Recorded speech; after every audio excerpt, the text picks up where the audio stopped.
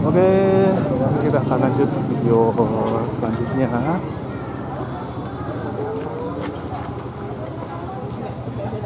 Di bagian video selanjutnya ini kita jalan-jalan ke Panjunan, di Jalan Panjunan ini.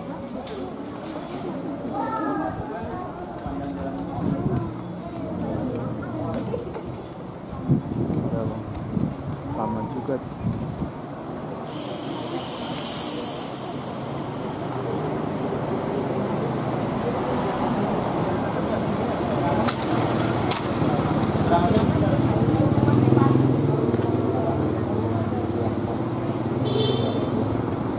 Pak.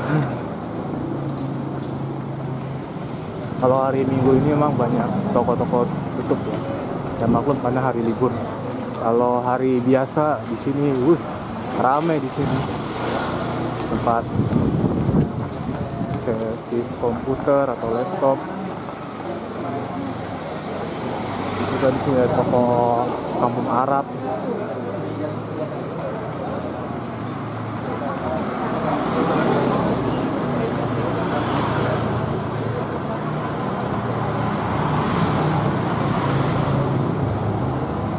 Rumahnya sebelum tahun 93 ya. Dan juga udah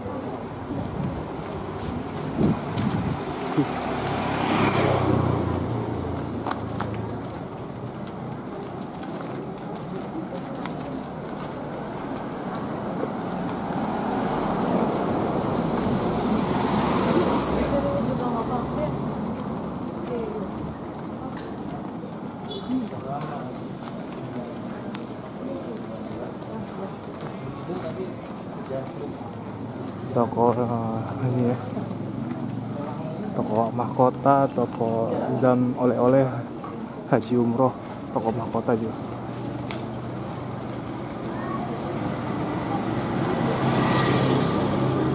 Toko Kampung Arab, toko Habib,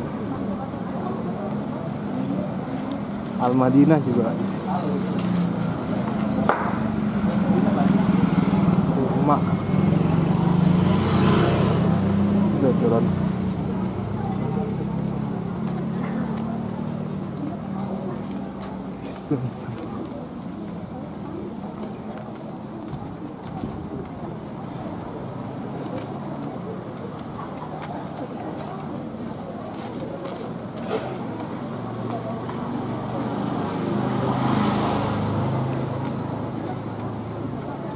show.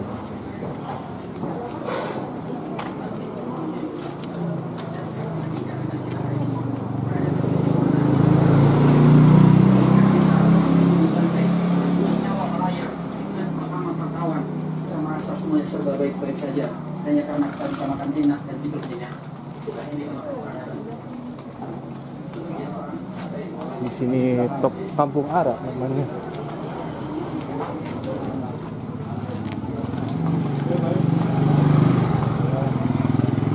Cek. Oke, baik teman-teman, kita sudah memasuki ke Kampung Arab ya. Nama Kampung Arab di sini namanya Kampung Arab Panjunan. Jadi mayoritas warga di sini adalah orang-orang Arab, teman-teman. Nanti titik kedua kita singgah di Masjid Merah Panjunan ya, teman-teman.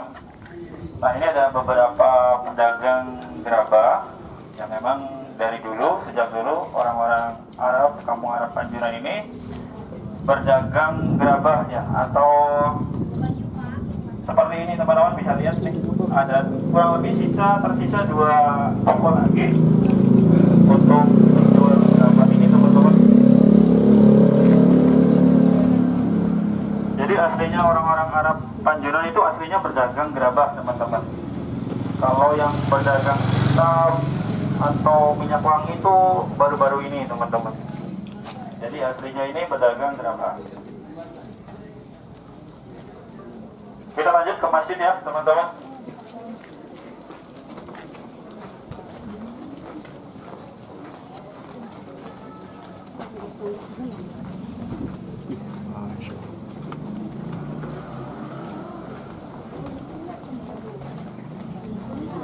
Terima kasih Pak.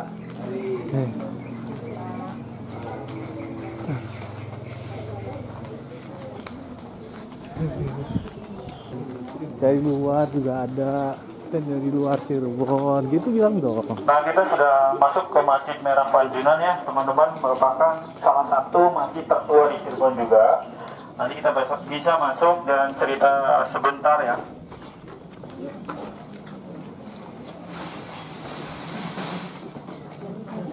Dulu pernah saya sholat di sini, pernah di ada lewat Masjid Merah Panjunan ini. Jadi memang Cirebon ini kan salah satu kota tertua ya teman-teman, dan salah satu pusat penyebaran agama Islam. Tentu saja memiliki banyak sekali masjid-masjid tertua. Salah satunya adalah Masjid Merah Panjunan. Akan tetapi ini bukan yang tertua teman-teman. Ada yang bilang Masjid Agung Sang Cipta Rasa yang tertua, kemudian Masjid Panjunan. Itu bukan teman-teman. Tapi yang tertuanya adalah Masjid Pajalagrahan. Pajalagrahan itu lokasinya persis di samping kanan Keraton Kasepuhan, dan itu yang membangun adalah Pangeran Cakrabuana atau Pangeran Walangsungsang, anak dari Prabu Siliwangi. Nah, nanti untuk cerita Masjid Merah Panjunan sama Sensei. Sensei. Maka Sensei kesini Sensei sama Kang Subhan untuk Masjid Merah Panjunan ini bagaimana kisahnya dan seperti apa, yang memang memiliki konsep atau arsitektur mirip dengan Masjid Agung Sang Cipta Rasa. Diawali dengan nama Panjunan atau Masjid Merah Panjunan. Panjunan kan berasal dari kata Anjun ya, kemudian ada tambahan apa dan an, Panjunan. Anjun kan berarti gerabah, gerabah merah yang tadi kita bisa saksikan lewat itu. Memang benar-benar asli profesi atau pedagang dari warga etnis Arab yang datang ke Cirebon, seperti itu teman-teman. Sensei bisa ke depan Sensei. Bismillahirrahmanirrahim. Assalamualaikum warahmatullahi wabarakatuh. Waalaikumsalam warahmatullahi wabarakatuh. Masih semangat ya? Masih, alhamdulillah. Kalau capek-capek boleh sambil minum ya. Saya aja mau sambil minum. Ya, jadi kalau tadi Mas Lingga sudah bercerita sedikit tentang asal-usul nama dari Panjunan ya, memang betul ya. Jauh sebelum adanya Panjunan atau Kampung Arab di Cirebon itu sebenarnya sudah duluan pecinan daripada Kampung Arab. Kalau Kampung Arab di Panjunan itu, kenapa bisa adanya Kampung Arab? Karena dengan kedatangannya Syekh Datul Kafi atau Syekh Nurjati. Jadi Syekh Nurjati itu bapak dari Syekh Syarif Abdurrahman atau Pangeran Panjunan.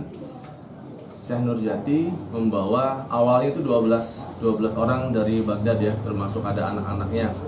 Kemudian selang beberapa waktu kemudian menyusul 40 lagi. Jadi awalnya 12 terus menyusul 40. Nah, yang dari ke-40 itu akhirnya banyak awal-awal bermukim di sini. Kalau Syekh Nurjatinya ada di Amparan Jati atau di daerah Astana Gunung Jati. Jadi kalau yang belum tahu, Syekh Nurjati atau Syekh Idofi Mahdi, Syekh Maulana Datul Kafi itu merupakan guru dari segala guru. Bahkan sebelum datangnya Pangeran Walangsungsang Rara Santang, itu beliau sudah ada. Bahkan sebelum lahirnya Sunan Gunung Jati, Sunan Kalijogo dan Sunan yang lainnya, itu beliau sudah ada. Jadi kalau bisa saya bilang maha guru lah. Guru dari segala wali, guru dari segala ulama, itu Syekh Nurjati. Kalau Cirebon History juga sering mengadakan rute Amparan Jati. Nanti kalau ada rute Amparan Jati ikut, seru deh di sana ya. Syekh Nurjati memiliki 4 anak ya. Ada Syekh Syarif Abdurrahman atau Pangeran Panjunan, lalu ada Syekh Syarif Abdurrahim atau Pangeran Kejaksan, lalu ada Syekh Datuk Hafid, lalu ada juga yang bernama Syarifah Baghdad atau Fatimah. Syarifah Baghdad itu yang kelak nanti dinikahi oleh Sunan Gunung Jati. Jadi anak-anaknya itu memang tidak semua bermuara di Amparan Jati ketika datang, tetapi oleh sang ayahnya disuruh menyebarkan agama Islam di lain tempat. Kalau ayahandanya yang bernama Senur Jati itu tetap di Amparan Jati dengan mendirikan pondok pesantren Amparan Jati, tapi sekarang udah nggak ada pondoknya. Kalau zaman dulu ada. Kalau Pangeran Panjunan, Syekh Syarif Abdurrahman dikasih wilayah daerah sini. Jadi ketika selesainya Walang Sungsang belajar agama Islam, kemudian membuka pedukuhan Caruban Larang yang kemudian ada Witana, nah itu mulai pembagian wilayahnya. Sebelah sini itu memang awal-awal memang belum ada masjid seperti ini, belum ada.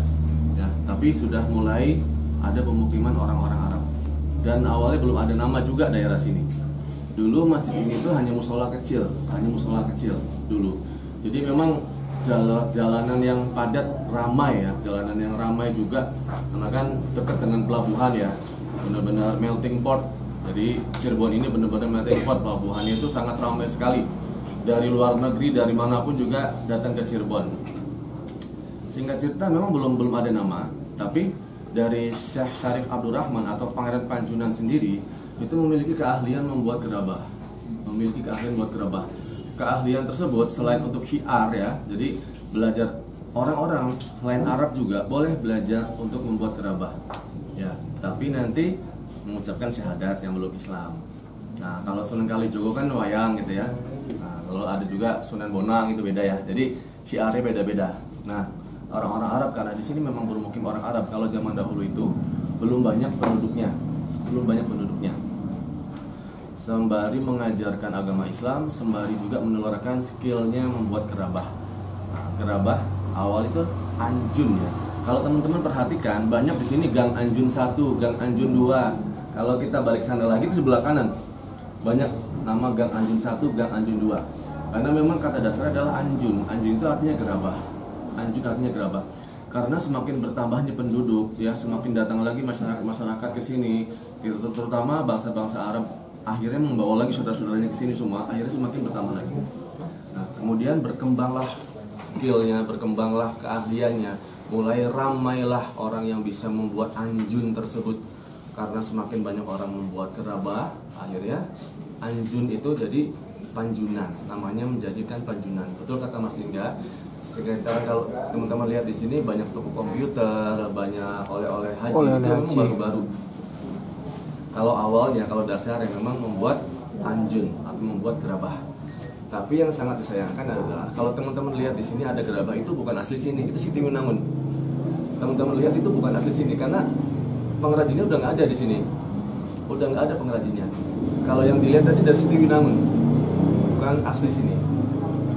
Kalau teman-teman ada waktu lihat-lihat, itu ada gang bernama Pengobongan. Jadi Pengobongan itu memang tempatnya ngobong. Terus ada juga namanya gang apa gitu, ada bata-batanya namanya, bata merah atau apa. Nah, si bata itu memang pengrajin juga, ada pengrajin bata juga. Lalu gang Pengobongan memang di gang itu tempat buat ngobong, paham ngobong ya?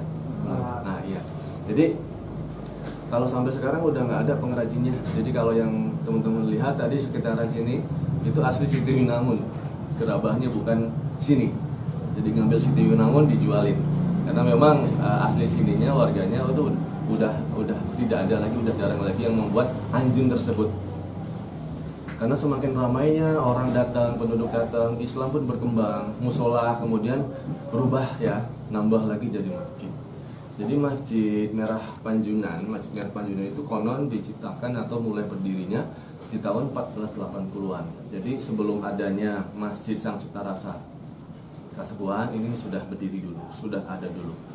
Ornamennya ada ornamen Majapahit juga, ada ornamen China juga. Kalau teman-teman lihat tembok-temboknya itu banyak sekali ya keramik-keramik, yaitu dari istri Sunan Gunung Jati, dari Ong Tinio ya, atau Nimas Tepas Sae ya Ong Tin ya, Ong Tin itu menempelkan si keramik-keramik tersebut. Nah kemudian kalau di depannya itu gapura ya, gapuranya gapura Bentar, seperti Candi Bentar. Lalu ada inskripsi juga di atas, kelihatan nggak ya? Inskripsi ini juga sebenarnya lama teman-teman, namun dicat lagi.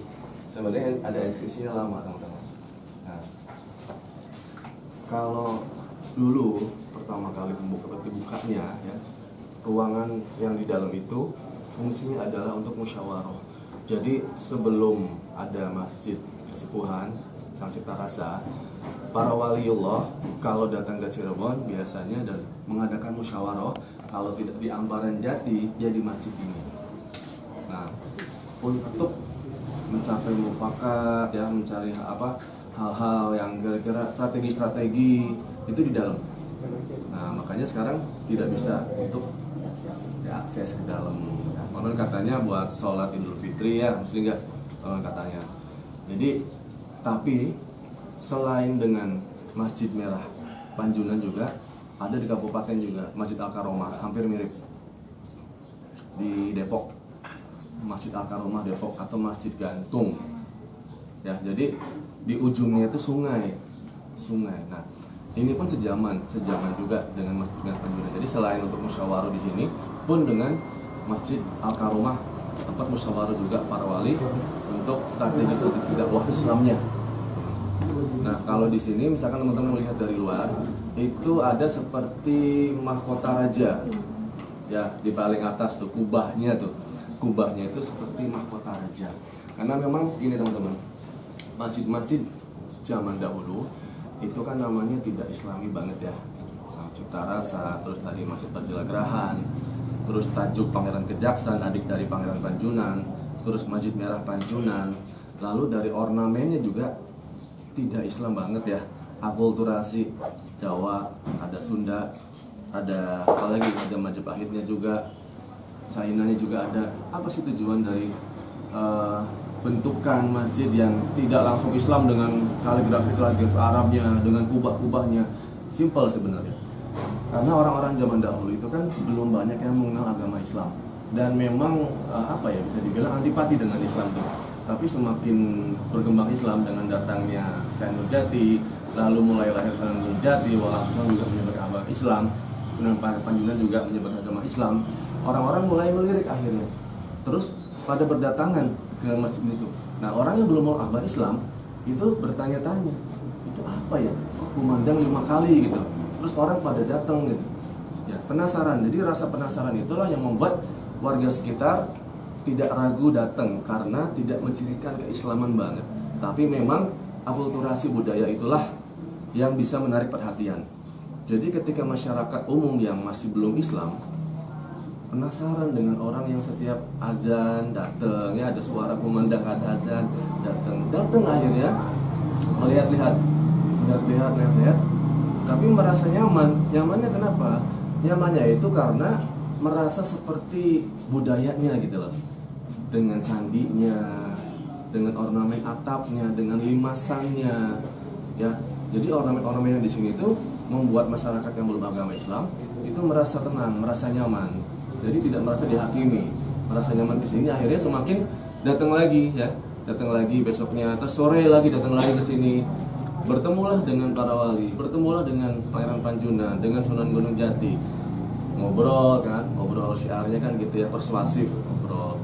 Lalu akhirnya ngobrol agama Islam, membaca 2 kalimat syahadat. Semakin datang lagi, berkembang lagi, nyaman lagi. Jadi menciptakan sebuah kenyamanan dalam beribadah. Jadi tidak ada gap-gapan, tidak ada kotak-kotakan. Memang tujuannya kan untuk menarik masyarakat yang belum Islam. Jadi tidak ada kekerasan, tidak ada peperangan. Nah, kalau tadi Mas Lingga datang ke Tan Cinki juga buat saya merupakan tokoh yang luar biasa. Luar biasa kenapa? Jadi kurang lebih sekitar tahun 1912 itu ada tragedi perselisihan antara etnis Cina dan Arab. 1912 di Cirebon. Tapi dengan Mayor Tan Cinki menengahi keduanya, tidak terjadi perang. Di luar kota itu terjadi perang antar etnis. Tapi di Cirebon dengan adanya Mayor Tan Cinki yang orang luar biasa banget, dihormati oleh Sultan, dihormati oleh Belanda, dihormati oleh pribumi, oleh warga Tionghoa juga dihormati. Akhirnya tidak jadi perpecahan tahun 1912. Kalau mungkin tidak Tan Cinki tidak ada, mungkin bisa terjadi pertumpahan darah antara etnis Cina dengan etnis Arab di daerah sini. Ya, makanya kalau yang sekarang dilihat sudah jarang orang yang membuat anjun tersebut.